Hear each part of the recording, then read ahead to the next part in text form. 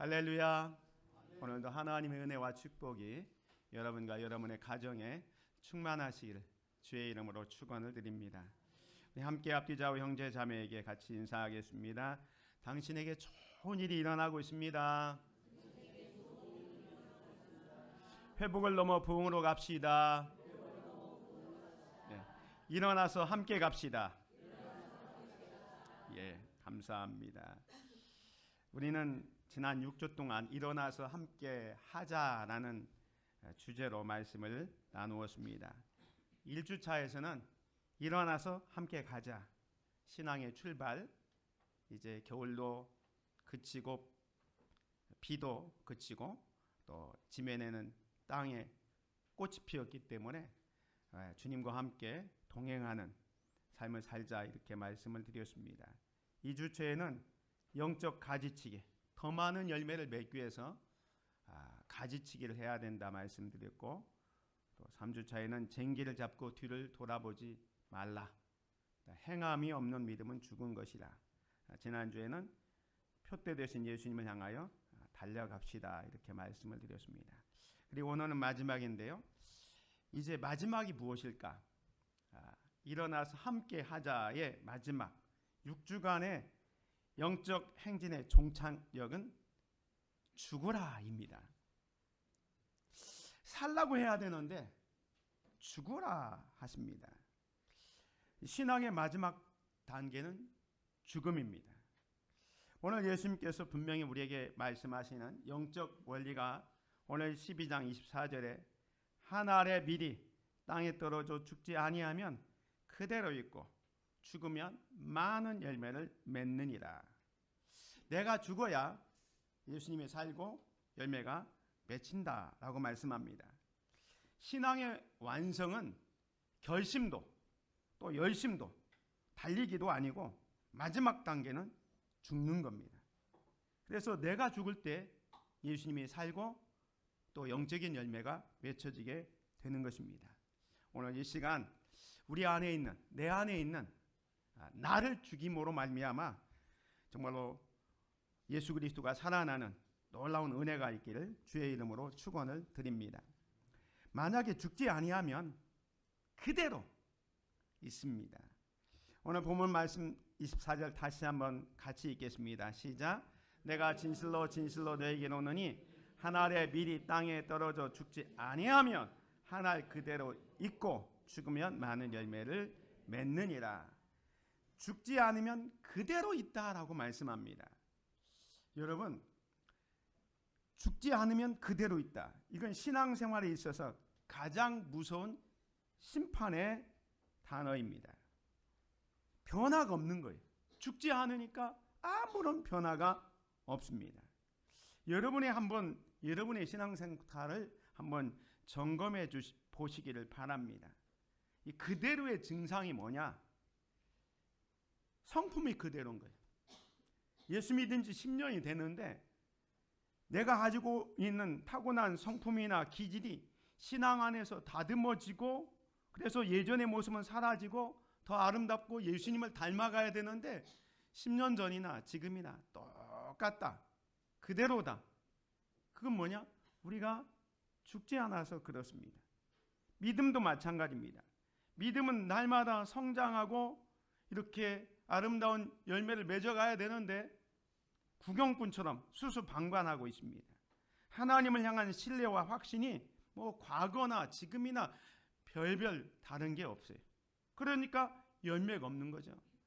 전도의 열매도 없고 사랑의 열매도 없고 내 삶을 통해서 그리스도의 향기가 전해지거나 누군가 나를 통해서 변화를 받아야 되는데 나를 통해서 누군가 한 번도 나를 따라서 교회 가거나 또 교회 오거나 이렇게 하지 않는 거예요.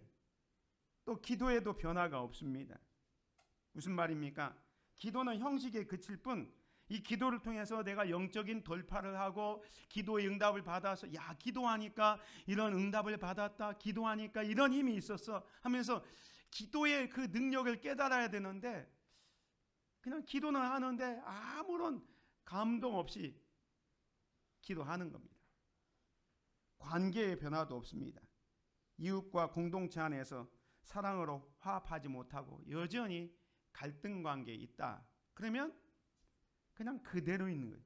그대로 있는 이유가 뭡니까? 죽지 않아서입니다. 신앙이 멈춘 것은 시들어가는 나무와 같습니다. 변화가 없다는 것은 단순히 제자리에 있는 것이 아니라 이것은 생명력을 잃어가고 있는 신호입니다. 우리는 흔히 환경을 탓할 때가 있습니다. 교회가 이래서 그렇다. 내 배우자가 이래서 그렇다. 누가 이래서 그렇다. 상황이 안 좋아서 열매가 없다 하면서 등등 이런 핑계 저 핑계를 댑니다. 하지만 주님은 말씀합니다. 환경이 문제가 아니라 네가 죽지 않았기 때문이다 라고 말하고 있습니다. 교회를 오래 다녔습니다. 그래서 직분이 목사이기도 하고 장로님, 권사님, 집사님, 셀 리더라는 어떤 직분을 받았지만 내가 죽지 않으면 신앙은 껍데기일 뿐 그냥 알갱이 하나로 남아 있는 것입니다. 사랑하는 성도 여러분, 이 시간 제가 여러분에게 질문합니다. 여러분의 신앙은 지금 풍성한 열매를 맺고 있습니까? 아니면 수년째 그대로입니까? 하나님은 오늘 저와 여러분에게 묻습니다. 너는 정말 죽었느냐? 죽지 않으면 그대로 있는 겁니다. 그렇다면 죽는다는 게 뭘까? 이 죽는다는 그 실체는 자아의 십자가입니다. 내 삶을 예수 그리스도의 십자가에 못 박는 것을 말합니다. 갈라디아서 2장 20절 한번 같이 읽습니다. 시작. 내가 그리스도와 함께 십자가에 못 박혔나니 그런즉 이제는 내가 사는 것이 아니요 오직 내 안에 그리스도께서 사시는 것이라. 이제 내가 육체 가운데 사는 것은 나를 사랑하사 나를 위하여 자기 자신을 버리신 하나님의 아들을 믿는 믿음 안에서 사는 것이라. 이 죽는다는 것은 뭐냐? 성경에서 말하는 우리 성도의 죽음, 오늘 이 하늘의 미리 땅에 떨어져 죽어야 된다는 이 죽음의 의미는 자아의 십자가를 의미합니다. 사도 바울이 내가 그리스도와 함께 십자가에 못 박혔나니 이제는 내가 사는 것이 아니요 오직 내 안에 그리스도께서 사신 것이라 라고 말씀하고 있는 것입니다. 죽는다는 것은 우리 존재가 사라진다는 의미가 아니라 내 인생의 주권을 주님께 완전히 넘겨드리는 것을 말합니다. 내가 중심이 되었던 삶을 내려놓고 이제 예수님이 내 삶의 주인이 되도록 내어드리는 겁니다. 이것이 내 권리를 주장하지 않는 삶이며 내 뜻보다는 하나님의 뜻을 먼저 구하는 것입니다. 오늘 저와 여러분들이 내 권리를 내려놓고 내 안에 살아계신 주님을 따라 살아가는 저와 여러분이 되기를 주의 이름으로 축원을 드립니다. 내가 사는 것이 아니라 내 안에 계신 주님을 믿는 믿음 안에서 살아가는 것, 그것이 우리 성도의 삶입니다. 그래서 죽는다는 것의 의미는 사실은 내 인생의 운전대를 우리 주님에게 맡기는 거예요. 내 권리를 포기하고 내 주장을 포기하고 내 미래의 계획까지 주님께 맡기는 겁니다. 그러면 인생의 험한 풍랑과 거친 파도 위에서도 주님이 내 삶을 드라이빙 하는 거예요. 주님이 운전하게 가고 있기 때문에 내가 전혀 걱정, 근심할 필요가 없는 겁니다. 오늘 저와 여러분들이 내 인생을 주님께 맡겨버리는, 주님이 내 삶의 주인이 되는 그런 삶을 살아가는 귀한 성도들이 되시기를 주의 이름으로 축원을 드립니다. 그래서 이 죽는다는 것은 무엇이냐? 무엇을 죽여야 됩니까? 그것은 갈라디아서 5장 24절에 이렇게 말씀합니다. 그리스도 예수의 사람들은 육체와 함께 그 정욕과 탐심을 십자가에 못 박았느니라 라고 말씀합니다. 우리가 죽여야 할 목록은 구체적으로 나옵니다.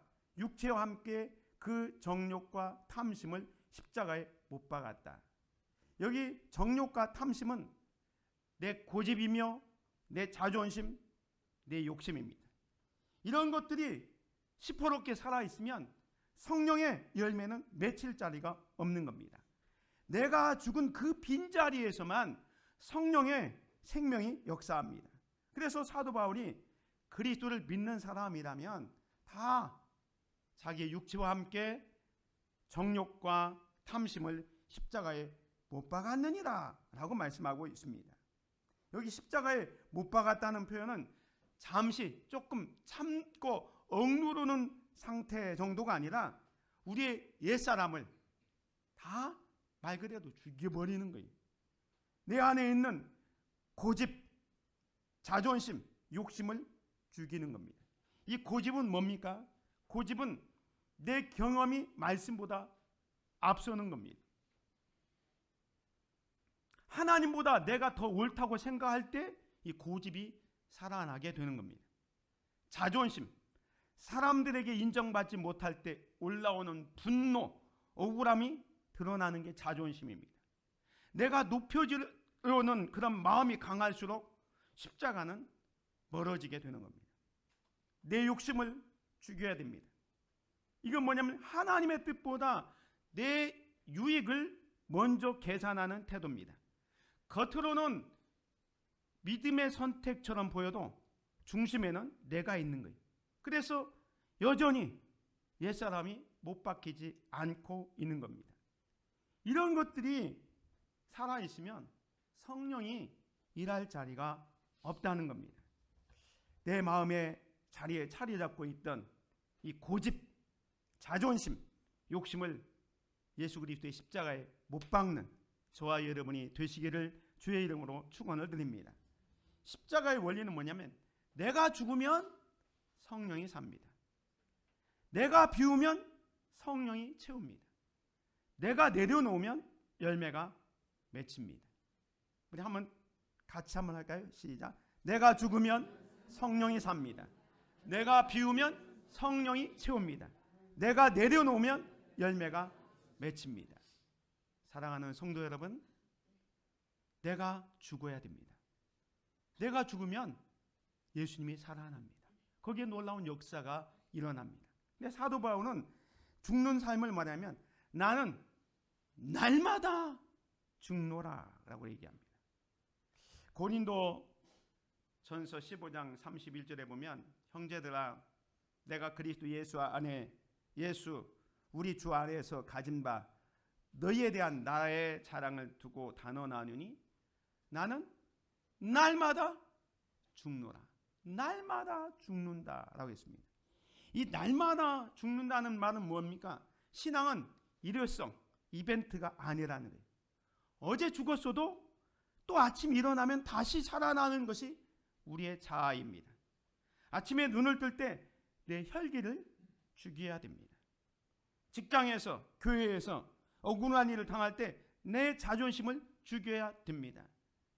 가족 간의 갈등이 있을 때 내 오름을 죽여야 됩니다. 매일 죽고 또 내려놓을 때 그 탐세에서 비로소 예수님의 생명이 흘러나오는 겁니다. 그래서 사도 바울이 나는 날마다 죽노라 라고 얘기하는 겁니다. 이 고백은 바울의 연약함을 보여주는 말이 아니라 참된 신앙의 길이 무슨 길인지 어떤 길인지를 보여주고 있는 거예요. 신앙은 아까 말했지만 한번 뜨겁게 결심하는 것으로 끝나는 게 아니라 매일매일 반복되는 십자가의 삶. 예수님을 따라가려면 매일마다 자기를 부인하고 십자가를 지고 따라가는 삶. 주님 앞에 내 삶을 다 내려놓고 주님의 십자가를 바라보며 살아가는 저와 여러분이 되기를 주의 이름으로 축원을 드립니다. 이렇게 죽는 삶에 아름다운 열매가 맺히게 되는 것입니다. 실제로 이런 삶을 살았던 한 선교사님의 이야기를 하려고 합니다. 남태평양 네덜란드형 뉴기니에서 사역했던 오토 코닝 선교사님의 그 실화입니다. 이 선교사님이 이 지역에 가서 선교를 하는데 그 지역에 먹을 게 별로 없었어요. 그래서 선교국에서 보내준 파인애플 나무를 100그루를 심었습니다. 그래서 이 파인애플을 먹기 위해서 3년 동안 열심히 가꾸었습니다. 이제 3년이 되니까 이 파인애플이 열매를 맺어서 이제 따먹기 좋은 그런 시기가 됐는데, 야, 내일이면 저 파인애플을 먹어야 되겠다 생각했는데 가보니까 파인애플이 다 없어졌어요. 익은 거 다 따갔어요. 그래서 너무너무 화가 났어요. 그래서 또 한 해를 기다리면서 파인애플을 기다리기를 원했습니다. 또 다 따갔어요. 원주민들이 다 도둑질해 간 거예요. 이 선교사가 불러놓고 이야기를 했습니다. 이 파인애플은 내 것인데 왜 당신들이 마음대로 파인애플을 따갔습니까? 막 화를 냈어요. 그래서 내가 당신들이 파인애플을 따간 그 징계로서 학교를 문 닫겠습니다. 학교를 문 닫았어요. 그랬더니 학교를 중심으로 많은 사람들이 몰려왔는데 한 3분의 1 정도가 안 오는 거예요. 학교를 문 닫으니까. 그래 놓고도 이 선교사님은 파인애플을 계속 길렀는데 또 다음에 되면 없어지는 거예요. 또 불러놓고 말합니다. 왜 내 파인애플 따갔습니까? 이번에는 여러분을 위해서 만들었던 병원을 문 닫겠습니다.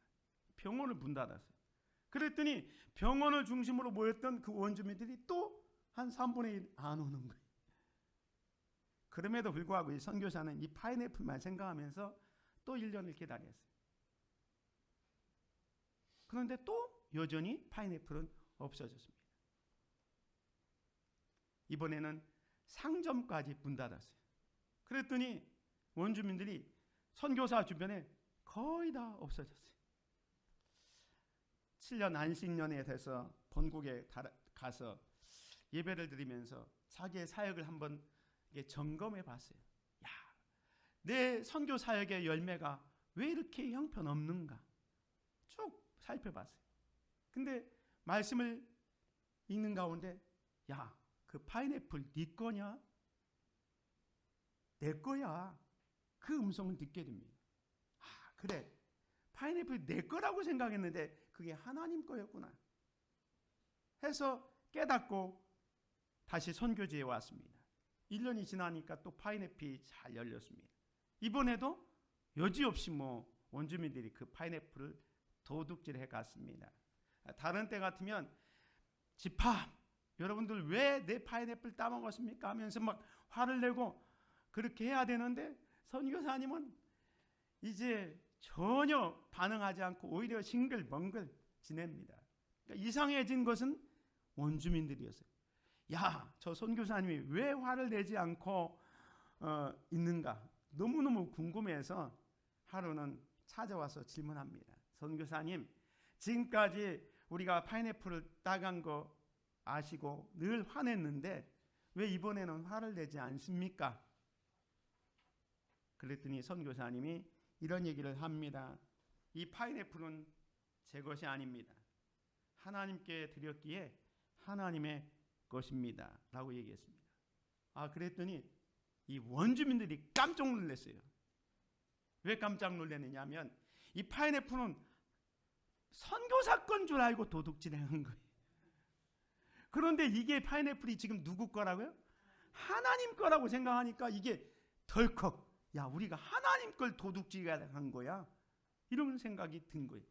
그래서 다음에 파인애플이 열렸지만 아무도 이 파인애플을 도둑질해 가지 않습니다. 왜? 하나님의 것을 도둑질해 갈 수 없다고 해서. 사랑하는 성도 여러분, 이 파인애플 선교사 이야기는 내 것이라고 생각할 때는 복음의 문이 딱 닫혀버렸습니다. 그런데 주님 거라고 내려놓는 순간 문이 열리게 되었던 것입니다. 내가 죽으면 열매가 맺히는 겁니다. 사랑하는 성도 여러분, 여러분의 파인애플은 무엇입니까?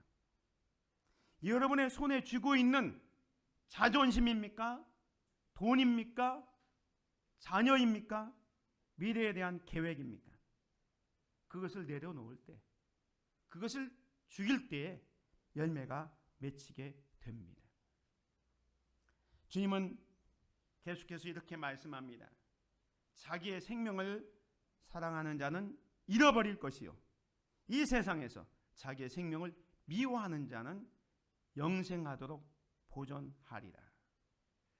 역전의 원리를 말씀합니다. 역설의 원리죠. 자기 생명을 사랑하면 잃어버리고 미워하면 얻는다라고 말씀합니다. 이게 뭐냐면 나 중심의 삶을 살면 잃어버리는 삶을 살고, 그리스도 중심, 예수 중심의 삶을 살면 생명을 얻게 된다라고 말씀하고 있습니다. 좀 더 쉽게 표를 제가 만들었는데요. 한번 보십시오. 이 역설의 진리는 뭐냐면 잃어야 얻고 죽어야 삽니다. 나 중심의 생활은 뭐냐면 자기를 사랑하는 겁니다. 그래서 신앙생활은 믿음이 있는 것처럼 보여도 나를 위한 신앙생활이 되는 겁니다. 내가 편한 것, 내가 인정받는 것, 내가 손해보지 않는 것을 먼저 생각하면 십자가는 멀어지게 되는 겁니다. 겉으로는 살아있는 것 같지만 시간이 지나면서 메마른 나무처럼 열매가 없고 고목이 되어지는 겁니다. 반면에 예수 중심의 생활은 무엇입니까?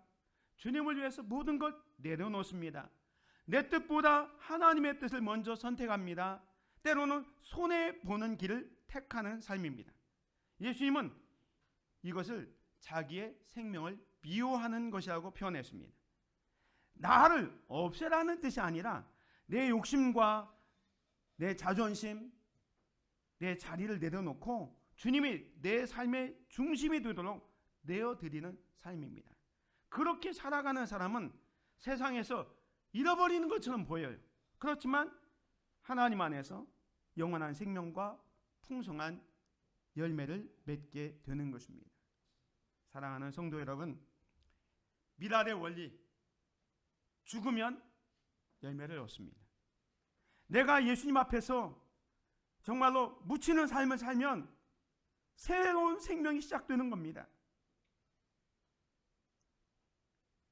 미랄이 땅에 떨어져 죽는다는 것은 형체가 사라지는 것처럼 보이지만, 그러나 그 안에서 새로운 생명이 시작됩니다.